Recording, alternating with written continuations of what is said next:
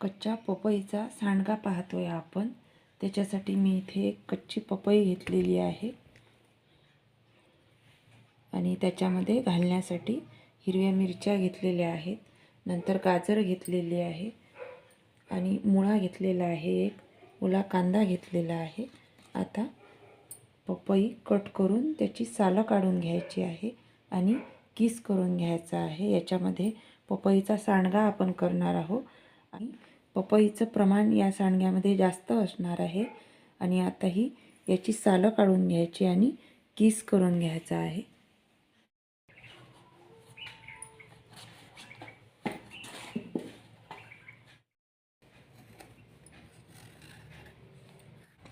इथे आता माझी पपईची सालं काढून झालेली आहे।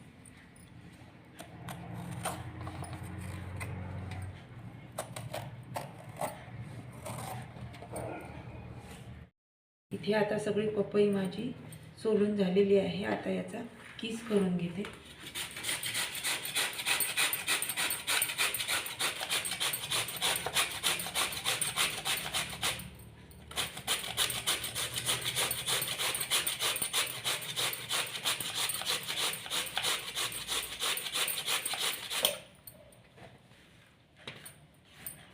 आणि घ्यायच्या आधी मी इथे पपई स्वच्छ धुवून घेतलेली होती।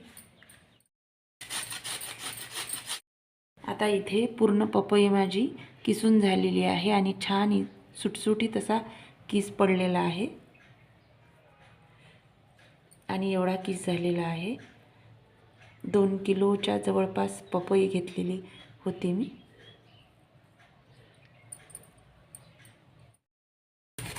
आता इथे मी गाजर किसून घेतलेली आहेत। इथे सगळे गाजर किसून झालेले आहेत माझे आणि आता मुळा किसायला घेतलेला आहे आणि जाड्या बाजूने आपल्याला किस करून घ्यायचा आहे, म्हणजे जाडा जाडा किस पडेल।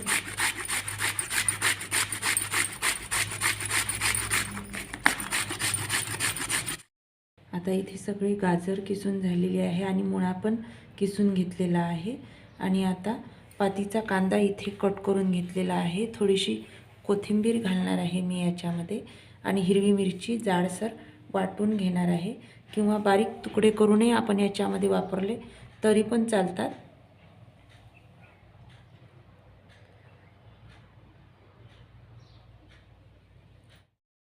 मी इथे आता मिरची अशी जाडसर वाटून घेतलेली आहे आणि या सांडग्यामध्ये आपण टोमॅटो जर घालायचा असेल तर घालू शकतो, मी इथे वापरणार नाही।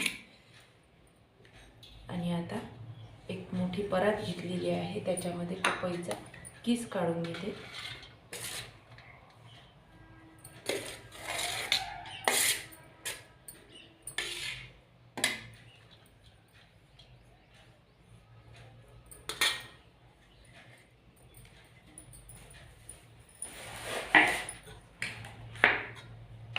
गाजर आणि मुळ्याचा किस पण घालून घेते।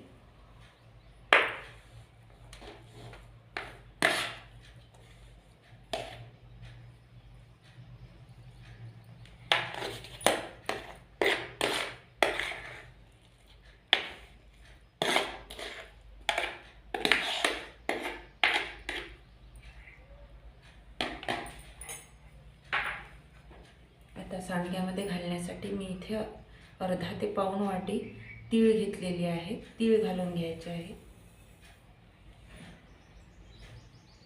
नंतर 2 मोठे चमचे जिरं घेतलेलं आहे, ते पण घालून घेते। सांडग्याला कुरकुरीतपणा येण्यासाठी मी इथे पोहे घेतलेले आहेत। पोहे आपण पातळ किंवा जाड कुठलेही वापरू शकतो। मी इथे पोहे करण्याचे जे पोहे असतात ते पोहे मी इथे वापरलेले आहेत।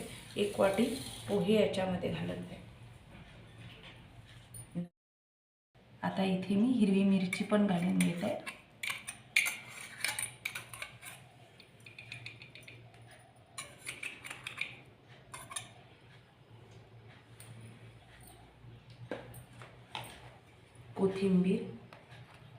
कोथिंबीरचं प्रमाण आपण याच्यामध्ये जास्त पण घेऊ शकतो। मी इथे थोडीशी होती त्याच्यामुळे अगदी थोडी वापरलेली आहे।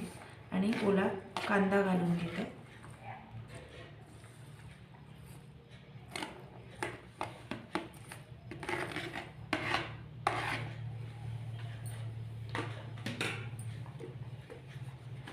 आता मीठ घालायचं आहे. वाळवणीचा पदार्थ आहे त्याच्यामुळे मीठ थोडं कमी घालायचं. इथे पोहे खायच्या चमच्याने 1 चमचा मीठ घातलेलं आहे मी. आता हे सगळं साहित्य एकत्र करायचं आहे.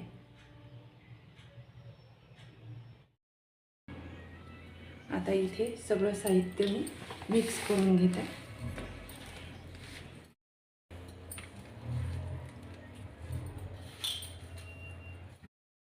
आता मी इथे सगळं साहित्य घेतलेलं मिक्स करून घेत आहे. आणि मिठाचं प्रमाण कमी जास्त वाटलं आपल्याला तर आणखी थोडंसं घालायचं. वाळल्यावरती कमी होतात ही सांडगी, त्याच्यामुळे मीठ घालताना बेतानेच घालावं लागतं याच्यामध्ये. आता इथे सगळं मिक्स करून झालेलं आहे. आता सांडगी करायला घेऊ.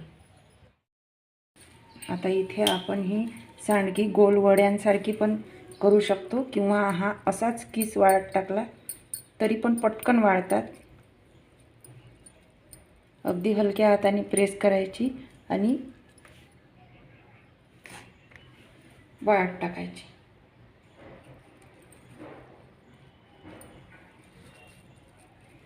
अशी वळायला वेळ लागतो, त्याच्यामुळे मी आता इथे हा असाच किस वाळत टाकणार आहे, म्हणजे 2 दिवसाच्या उन्हामध्ये वाळून जातात.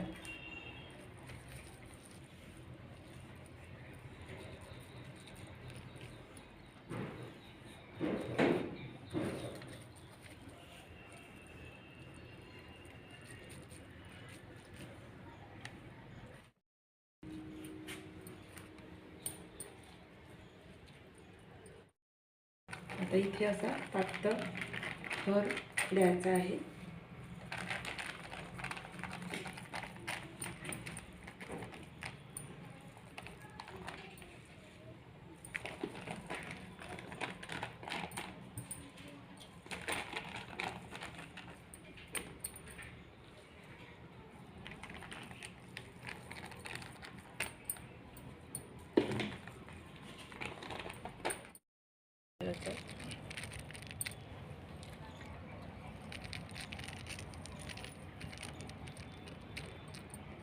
सांडगा कुरकुरीत असा वाळलेला आहे आणि एवढा झालेला आहे. वाळून कमी होतो सांडगा.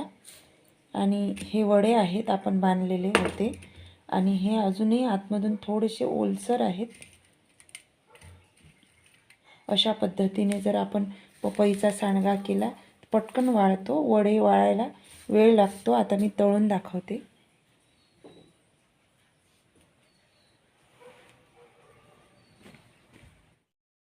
सांडगा तळण्यासाठी मी इथे कढईमध्ये तेल घालून घेतलेलं आहे आणि आता कडक तेलामध्ये हा सांडगा तळायचा आहे.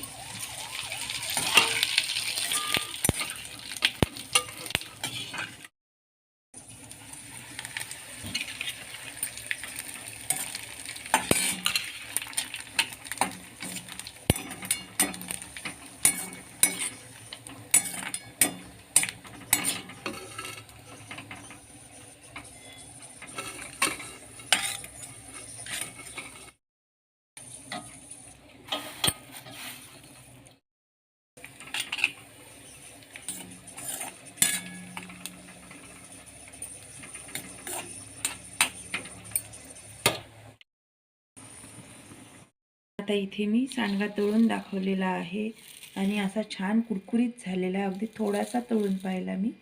तर अशा पद्धतीने सांडगा करून पहा आणि व्हिडिओ पाहिल्याबद्दल सगळ्यांना खूप खूप धन्यवाद.